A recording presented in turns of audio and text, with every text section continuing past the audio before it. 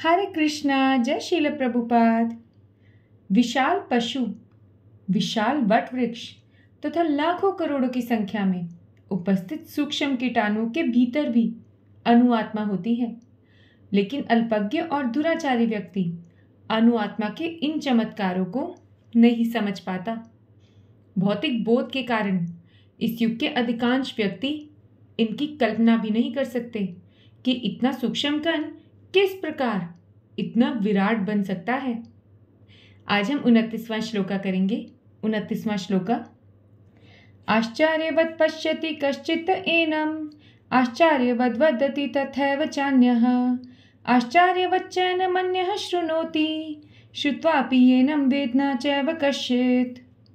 अर्थात कोई आत्मा को आश्चर्य से देखता है, कोई से आश्चर्य की तरह बताता है तथा कोई से आश्चर्य की तरह सुनता है, किंतु कोई इसके विषय में सुनकर भी कुछ नहीं समझ पाते। अब अनुवाद के अनुसार ऐसे थोड़े से लोग जो आत्मा के विषय में सुनने के इच्छुक हैं, अच्छी संगति पाकर भाषण सुनते हैं, किंतु कभी कभी वे परमात्मा और आत्मा को एक समझ बैठते हैं। ऐसे व्यक्ति खोज पाना कठिन है जो कि आत्मा, उसके कार्यों तथा संबंधों को सही ढंग से समझ सके। यदि कोई आत्मा के इस विषय को समझ लेता है तो उसका जीवन सफल हो जाता है। इंद्र तृप्ति में फंसे हुए व्यक्ति माया द्वारा इस प्रकार भ्रमित होते हैं कि वे आत्मज्ञान को समझ ही नहीं पाते। उन्हें भौतिक संसार ही सत्य लगता है। वे ये नहीं जानते कि भौतिक संसार तो आध्यात्मिक संसार का केवल प्रतिबिंब मात्र है।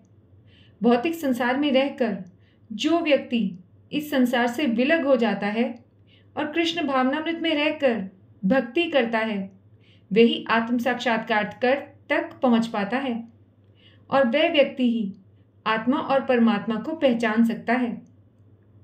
आज का सुविचार। भौतिक जगत में हम अपने कार्यों को कम करके अधिक आराम चाहते हैं, किंतु आध्यात्मिक जगत में कोई आराम नहीं है और ना ही कार्यों की कोई कमी है।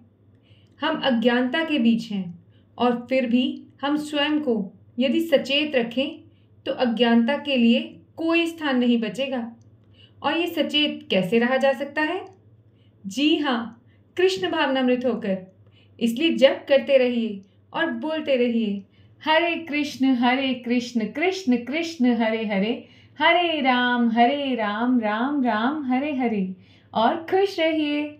इसी के साथ भगवद गीता यथारूप का 29वां श्लोका पूरा हुआ। इस चैनल को लाइक और सब्सक्राइब करते रहिए और हमेशा खुश रहिए। हरे कृष्णा, जय शील प्रभुपाद।